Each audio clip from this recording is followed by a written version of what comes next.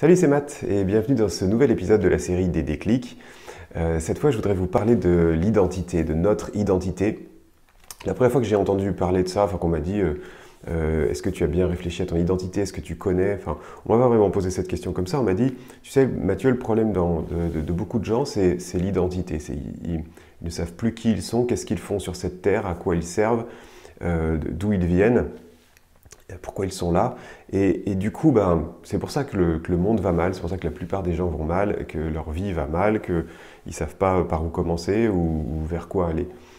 Et à bien y réfléchir, je me suis dit, mais effectivement, il y a quelque chose là-dessous, et ça a été pour moi un peu un déclic aussi, c'est pour ça que je voulais en parler. Et j'ai compris après donc l'importance de l'identité.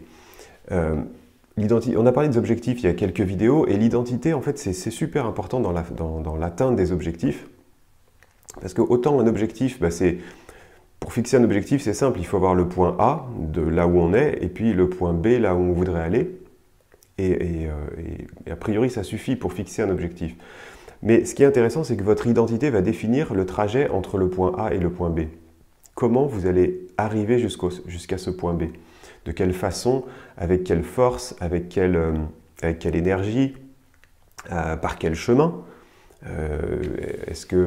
voilà, si par exemple on se dit, tiens, on part dans une île paradisiaque pour le week-end, vous allez vous dire super, ok, on y va ensemble, on a le même objectif, tout va bien.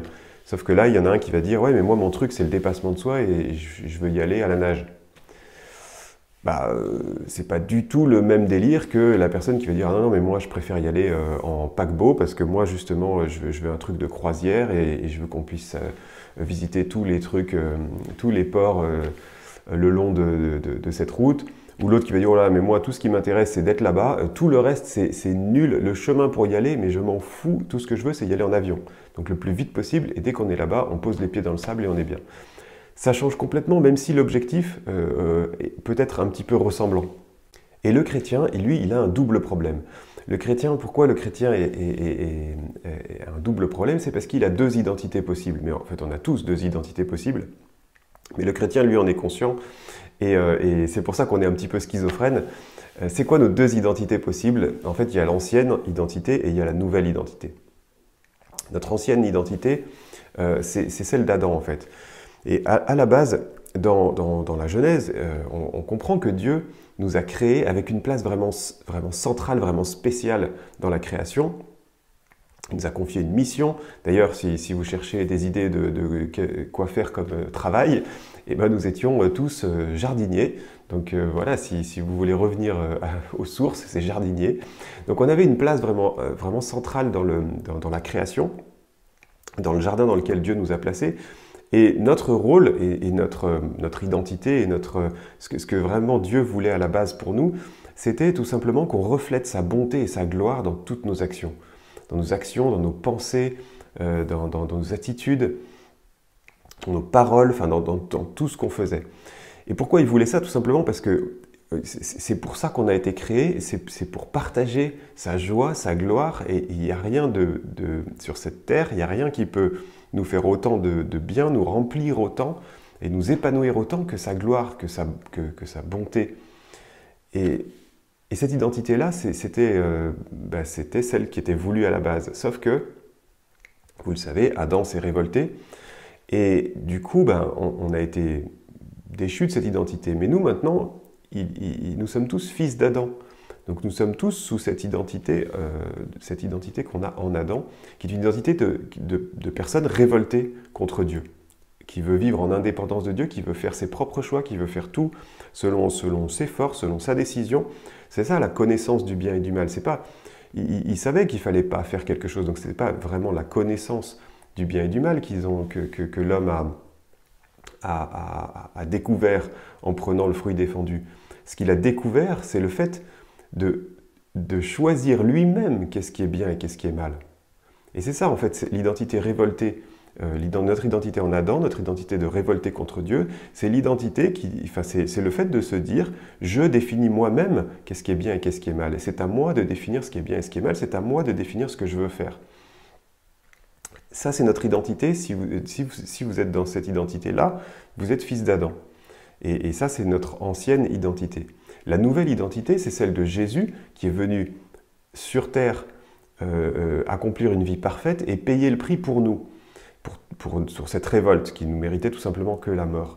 Donc là, si votre identité est en Christ, parce que vous avez accepté ce sacrifice pour vous, et bien du coup, votre identité est en Christ et vous n'êtes plus fils d'Adam, vous êtes fils de Dieu. Et là, ça change tout.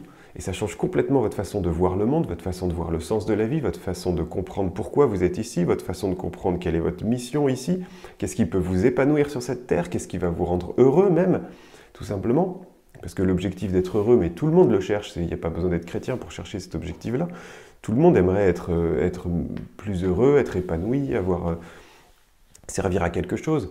Mais simplement, dans la façon dont on va le chercher, on va le chercher complètement différemment.